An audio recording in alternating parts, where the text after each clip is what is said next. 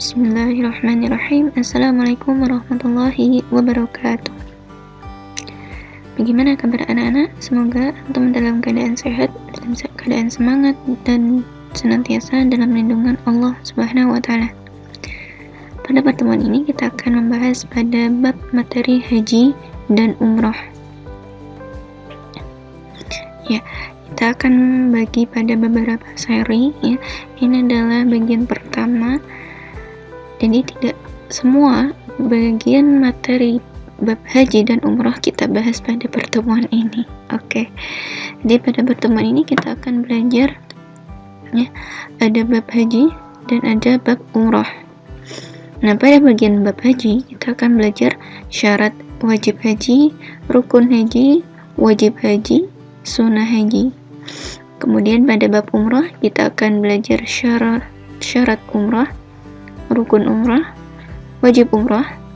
Kemudian dari bab haji dan umrah kita akan mempelajari pula dari larangan haji dan umrah, hikmah haji dan umrah, dan sikap mulia yang kita tumbuhkan ketika mempelajari haji dan umrah, yaitu menunjukkan ketaatan kepada Allah, meningkatkan keimanan dan ketakwaan, menciptakan rasa persatuan dan kesatuan umat Islam, terjalinnya tali silaturahim antar umat Islam.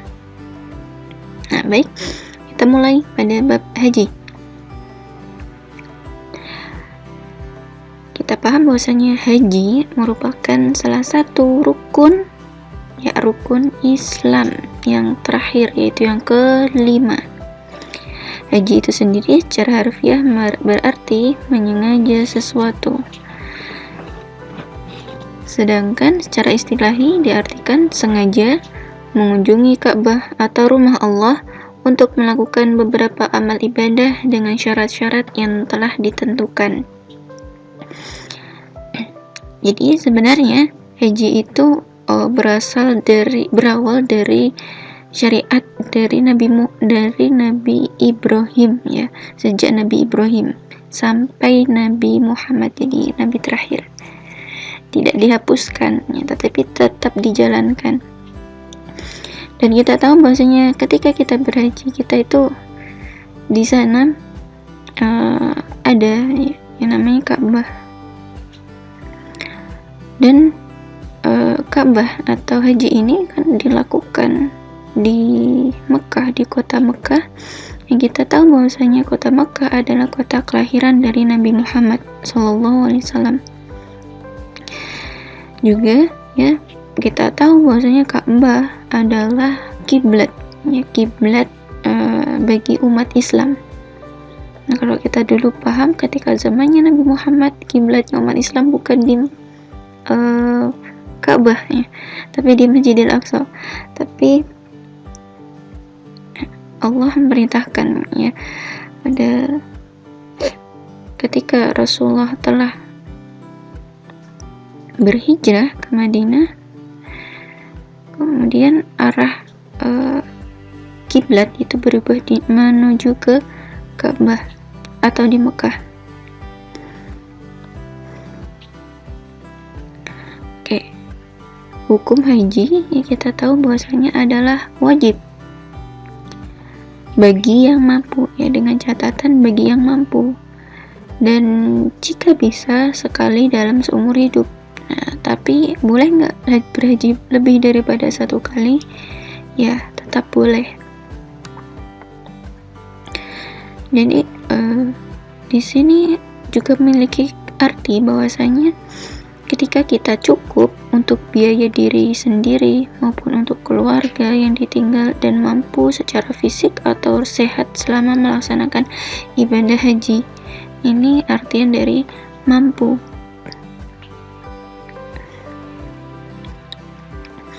Ya, sebagaimana yang difirmankan Allah dalam surat Al-Imran ayat 97, yang artinya di sana terdapat tanda-tanda yang jelas, di antaranya makam Ibrahim.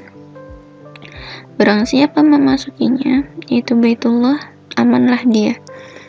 Dan di antara kewajiban manusia terhadap Allah adalah melaksanakan ibadah haji ke Baitullah, yaitu bagi orang-orang yang mampu mengadakan perjalanan ke sana. Barang siapa mengingkari kewajiban haji, maka ketahuilah bahwa Allah Maha Kaya tidak memerlukan sesuatu dari seluruh alam. Nah, biasanya para jemaah haji pada saat di tanah suci yaitu Mekah melaksanakan ibadah haji sekaligus melaksanakan ibadah umroh. Nah, ada tata cara dalam melaksanakan kedua ibadah ini, yaitu ada 3 cara. Yang pertama dengan ifrad, nah, yaitu mengerjakan haji terlebih dahulu baru mengerjakan umroh. Kemudian kedua tamattu, yaitu mengerjakan umroh terlebih dahulu baru mengerjakan haji, yaitu qiran. Ketiga yaitu qiran, ya, mengerjakan haji dan umroh secara bersama-sama. Selanjutnya kita bahas pada syarat wajib haji. Nah, syarat wajib haji yang gak boleh kita tinggalkan walaupun satu, ya, adalah beragama Islam. Kemudian sudah balik. Ketiga, berakal sehat, ya, berarti dia tidak gila. Tidak gila. Kemudian yang keempat adalah merdeka. Oke, jadi nggak nemu emoticon yang bisa mewakili merdeka secara hakiki. Jadi merdeka di sini diartikan dia bukan seorang yang terikat dengan majikan, sehingga tidak bisa bebas untuk melakukan suatu ibadah, yaitu ibadah haji. Kemudian kelima, mampu yang diartikan mampu secara fisik maupun mampu secara materi.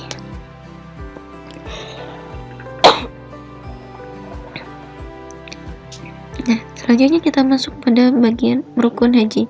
Jadi rukun haji merupakan suatu rangkaian kegiatan yang apabila salah satunya tidak dikerjakan, maka hajinya tidak sah dan tidak boleh digantikan dengan dam atau denda. Jadi walaupun salah satunya saja tidak kita lakukan, ya, menyebabkan hajinya batal, tidak diterima, dan harus mengulangi di haji pada tahun berikutnya. Nah, maka harus berhati-hati, ya. Apa saja sih rukun haji? Nah, di rukun haji ini ada 6. Yang pertama, ihram disertai dengan niat. Nah, jadi niatnya boleh di dalam hati ataupun dilafalkan. Jadi niatnya kalau dilafalkan adalah labbaik Allahumma ya Allahu hajjan, yang berarti ku penuhi panggilanmu ya Allah untuk berhaji. Rukun haji yang kedua adalah wukuf.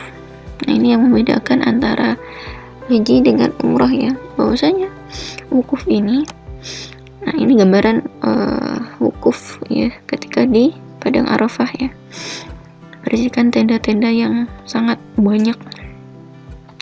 Jadi ngapain sih kita wukuf? Ya, wukuf itu diartikan hadir, ya, hadir di situ di Padang Arafah pada waktu yang telah ditentukan, yaitu mulai dari tergelincirnya matahari pada waktu zuhur pada tanggal 9 Dzulhijjah sampai terbit fajar tanggal 10 Dzulhijjah. Nah, maka dari itu, ya, kita paham ada puasa Arafah pas tepat pada tanggal 9 Dzulhijjah, ya. Jadi memang benar puasa Arafah ini adalah punya sejarah, ya, sama dengan bertepatan pada haji, waktu haji. Kemudian yang ketiga adalah rukun yang ketiga adalah tawaf.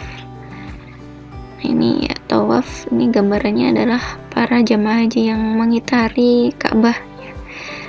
Jadi tawaf itu apa sih? Nah, tawaf adalah mengelilingi Ka'bah atau mengitari Ka'bah sebanyak 7 kali. Dimulai dari sujud Hajar Aswad atau batu hitam yang ada di Ka'bah, ya, dan berakhir di sudut Hajar Aswad pula, dan Ka'bah itu berada di sebelah kiri orang yang bertawaf. Jadi kalau kita gampangannya itu kita mengitari Ka'bah itu berlawanan dari arah jarum jam. Nah, benarnya tawaf itu banyak sekali macamnya, tapi tawaf yang masuk pada rukun haji adalah tawaf ifadah.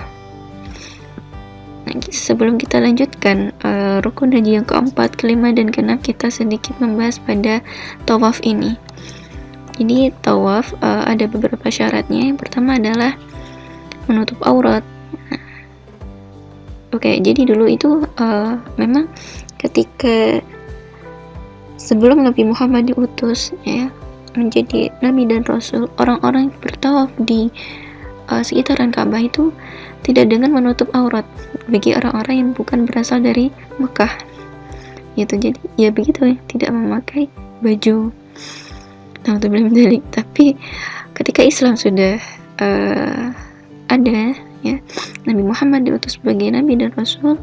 Nah, ini adalah syariatnya. Ketika bertawaf ya harus menutup aurat, menutupin bagian-bagian yang memang harus ditutupi oleh manusia. Kemudian yang kedua adalah suci dari hadas dan najis. Jadi nggak boleh seorang yang bertawaf batal wudunya mungkin, atau mungkin sedang haid, sedang junub dan sebagainya, tidak boleh. Maka harus menunggu suci, karena kalau batal wudu maka harus berwudu ya, atau ketika posisi sedang tawaf ya bertayamum begitu. Karena nggak mungkin kan kalau posisi sedang bertawaf kemudian ambil air wudu ya, karena memang tempat wudunya jauh gitu. Nah, yang ketiga, Ka'bah ya, hendaklah berada di sebelah kiri orang yang bertawaf. Nah, tadi sama dengan deskripsinya. Kemudian keempat, tawaf dimulai dari Hajar Aswad. Yang kelima, tawaf dilaksanakan sebanyak 7 kali. Yang keenam, tawaf dilaksanakan di dalam masjid. Oke, di dalam Masjidil Haram maksudnya ya, di Mekah ini. Itu tempat Ka'bah berada. Tidak boleh di luar, mungkin di jalannya mungkin ya. Karena mungkin bertepatan udah penuh nih di dalam, malah sesak-sesakan, kemudian ambil uslub atau ambil cara di luar aja gitu ya, di luar masjid aja, karena lengang, nggak perlu berdesak-desakan. Nah, tapi di sini saya ambil gambar tawaf yang dilakukan di sini bukan tawaf yang biasanya pada haji biasanya dilakukan. Di tawaf ini adalah tawaf yang dilakukan ketika bertepatan pada masa pandemi corona ini ya. Maka berjarak, tidak berdekatan. Kalau biasanya itu unyel-unyelan atau apa ya, rame banget gitu ya. Ya kalau biasanya, kalau tidak pada masa pandemi. Ini khusus masa pandemi terlihat sekali ya, gambaran orang-orang yang bertawaf ya berada di sisi kiri Ka'bah. Selanjutnya nih ada macam-macam tawafnya. Tadi salah satu tawaf yang disebutin adalah tawaf ifadah yang merupakan rukun dari haji. Nah, ini banyak sekali macamnya. Yang pertama adalah tawaf kudum atau tawaf yang dilakukan ketika baru sampai di Mekah sebagai salat tahiyatul masjid ya. Kemudian kedua tadi ya, tawaf yang masuk rukun haji yaitu tawaf ifadah. Kemudian ketiga, tawaf nazar atau tawaf yang dilakukan karena adanya nazar. Kemudian keempat, tawaf tahallul atau penghalalan barang yang haram karena ihram. Yang kelima, tawaf wada, yaitu tawaf yang dilakukan ketika akan meninggalkan Mekah. Yang keenam, atau yang terakhir, adalah tawaf sunnah. Ya, tawaf sunnah itu adalah tawaf yang apabila kita lakukan mendapat pahala, jika tidak kita lakukan ya nggak apa-apa gitu ya, nggak dapat dosa, tapi agak rugi aja ya, eman kalau ditinggalin. Begitu. Ini adalah macam-macam tawaf, jadi banyak sekali jenis macamnya. Selanjutnya rukun haji yang keempatnya, kita lanjut ke rukun haji ya, yaitu sa'i. Apa sa'i? Oke, kalau di Nganjuk ada yang terkenal ayam geprek sai, bukan itu. Tapi sai di sini adalah berlari-larian kecil dari Bukit Sofa ya kan, ke Bukit Marwah. Nah, ini adalah foto asli yang diambil ketika para jamaah haji melakukan sa'i. Jadi memang bukitnya nggak naik turun, tapi agak naik gitu medannya. Dan di sini kita gambarannya bukan berada di bukit yang bisa kehujanan, kepanasan, tidak ya, tapi di sini seperti berada di ruangan. Dan memang lumayan jauh gitu ya antara Bukit Sofa dan Marwah. Selanjutnya ada syarat-syarat yang dari sa'i. Yang pertama dimulai dari Bukit Sofa dan disudahi di Bukit Marwah. Kemudian kedua dilaksanakan sebanyak 7 kali ya, bolak-balik. Kemudian ketiga dilaksanakan sesudah tawaf, baik tawaf rukun maupun tawaf kudum. Yang kelima tahallul ya, bukan tahallul, salah ketik. Jadi tahallul adalah mencukur sekurang-kurangnya 3 helai rambut ya, sekurang-kurangnya paling sedikit adalah 3 rambut, tapi memang sunahnya adalah ya memang sampai gundul gitu ya. Jadi kalau 3 helai ini biasanya adalah para ibu-ibu, tapi kalau bapak-bapak atau seorang laki-laki maka disunahkan untuk mencukur habis ya rambut kepala kita. Kemudian terakhir adalah tertib. Ya, tertib ini mendahulukan yang dahulu di antara rukun-rukun itu, atau bahasa gampangnya adalah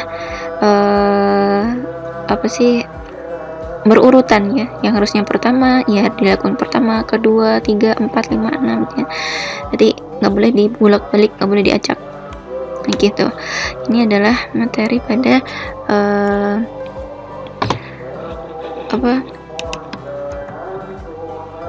bab haji. Nah, benarnya belum selesai nih materi bab haji. Banyak sekali materinya karena waktunya nggak cukup. Video nanti terlalu panjang, maka kita cukupkan pada pada ini saja pertemuan kita ya. Insyaallah kita lanjutkan pada pekan depan ya. Semoga bermanfaat. Kurang lebihnya mohon maaf. Wassalamualaikum warahmatullahi wabarakatuh.